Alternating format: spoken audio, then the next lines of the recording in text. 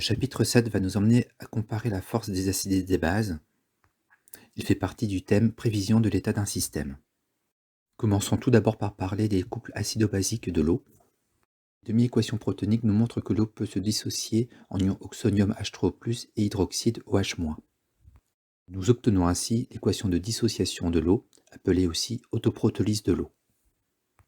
En résumé, l'eau se dissocie en ions H3O+, et OH-, et à cette réaction est associée une valeur constante appelée Ke, produit ionique de l'eau.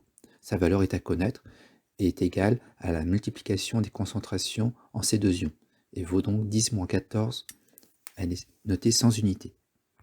On définit également le pKe qui est une grandeur plus commode à utiliser. Alors quel est l'intérêt de cette relation? Par exemple, nous connaissons le pH d'une solution établie à 11,7. Nous pouvons alors calculer la concentration en ion oxonium 10-pH égale à 2,010-12 mol par litre et également déterminer la concentration en ion hydroxyde présent dans ce milieu. En utilisant la constante Ke, nous trouvons donc 5,010-2 mol par litre. Pour l'instant, nous n'avons considéré qu'une solution contenant de l'eau. Nous pouvons reprendre ce raisonnement en considérant qu'il existe également un acide noté AH dans ce milieu aqueux. Il s'agit donc de l'action de l'eau sur l'acide AH. Nous connaissons les couples acido-basiques associés AH, A-, H3+, H2O, et nous obtenons ainsi l'équation bilan de la réaction. À cette réaction particulière est associée une constante notée cette fois Ka, qui correspond à la constante d'acidité du milieu. Elle est le rapport entre les concentrations des produits et des réactifs de l'équation précédente. Nous définissons de la même façon le pKa, une grandeur plus commode à utiliser. Alors, le principal intérêt de cette valeur de Ka est d'associer à chaque couple acido-basique une valeur unique de pKa, définissant ainsi la force d'action sur l'eau de cet acide. Par exemple, dans les tables, nous pouvons trouver deux valeurs de pK, 4,8, 9,2. Vous remarquerez qu'à chaque valeur est associé un couple acido-basique différent. Ce qu'il faut retenir, c'est que plus le pKa est faible et plus l'acide est fort. Donc plus le taux d'avancement de la réaction augmente, et plus la réaction sera avancée vers la formation des produits.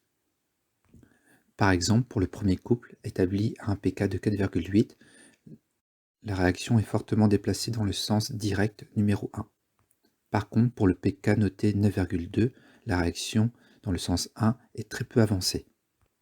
Une autre façon de le dire est que plus le pK est élevé et plus la réaction est déplacée dans le sens 2, indirect. On dira donc que CH3CO2H se dissocie plus dans l'eau que NH4+. On a également voulu définir ce qu'était qu'un acide fort. Il s'agit d'une espèce chimique qui réagit totalement avec l'eau. La définition est également valable pour une base forte. Comment différencier un acide fort d'une base forte? Il suffit de regarder ses pK. Si le pK est inférieur à 0, le taux d'avancement sera égal à 1. Ici, le pK de l'acide vaut -10, et donc l'acide est particulièrement fort. De même, pour une base forte, le pK doit être supérieur à 14, le taux d'avancement sera également égal à 1. Sur cet exemple, le pK vaut 16, il s'agit donc d'une base forte. En conclusion, on peut dire que la constante Ke, produit ionique de l'eau, permet de déterminer l'acidité d'un milieu, alors que la constante Ka, constante d'acidité d'un acide, permet de connaître sa force de réaction par rapport à l'eau. Il est également important de connaître la formule chimique de quelques acides et quelques bases, dont vous retrouverez le listing sur cette page.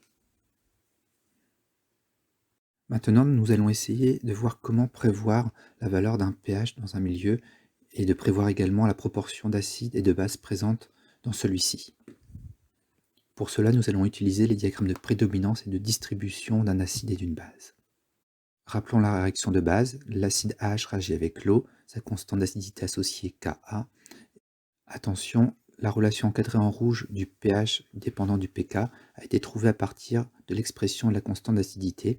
C'est une démonstration à connaître. Cette relation encadrée en rouge va nous permettre de prévoir donc la valeur du pH connaissant pK et la concentration des différents acides et bases. Ce qu'il faut retenir, c'est que si le pH est égal au pK, alors la quantité d'acides et de bases conjuguées sont de même proportion. Si le pH est inférieur à pK, alors l'acide va prédominer. Alors que si le pH est supérieur à pK, la base conjuguée à moins qui prédomine sur l'acide. Tout ceci peut être représenté sur un axe représenté en blanc ici, qui donne les valeurs de pH. En vert, nous symbolisons la valeur de pH égale à pK.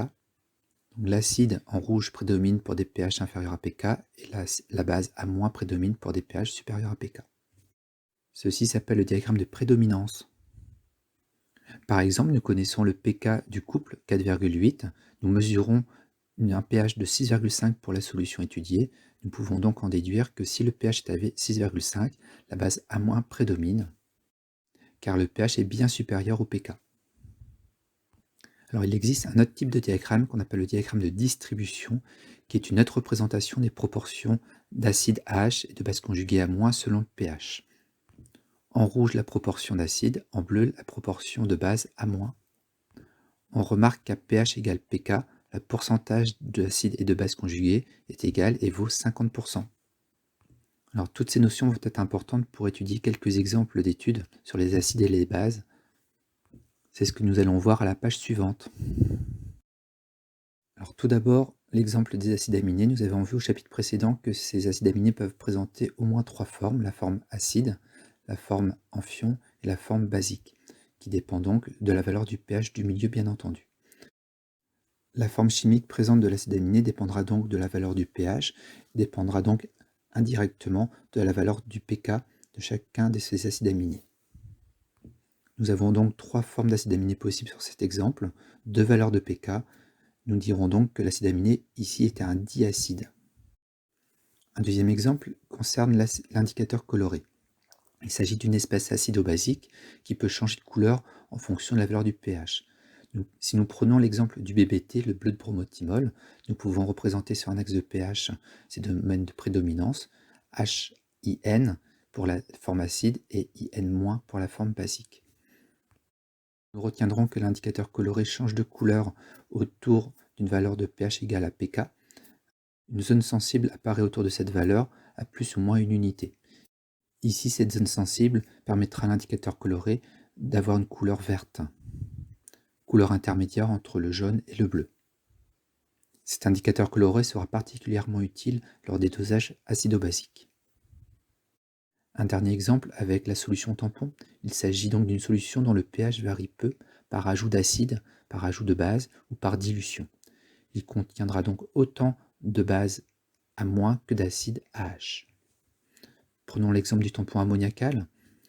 Si nous prenons le diagramme de distribution associé, rappelons-nous qu'à pH égale pK, nous avons autant de bases que d'acides, et donc on se placera dans les mêmes quantités de NH4+, et de NH3 dans cet exemple, afin d'obtenir cette solution tampon. Le tampon aura donc une valeur de pH égale à pK qui vaudra 9,2 ici. Voilà 3 exemples qui vont nous permettre de comprendre pourquoi il est nécessaire d'étudier les acides et les bases.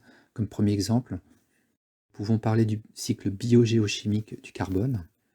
Il permet de mieux comprendre l'impact du cycle du carbone sur l'environnement et de comprendre comment les êtres humains interviennent dans ce cycle. Ces notions ont également permis de contrôler la qualité de médicaments synthétisés comme l'aspirine. Nous avons également pu comprendre comment l'acidité des océans pouvait influencer sur la photosynthèse des espèces aquatiques. L'étude des acides et bases permet également de mieux comprendre les propriétés chimiques de l'acide formique, par exemple synthétisé par les fourmis.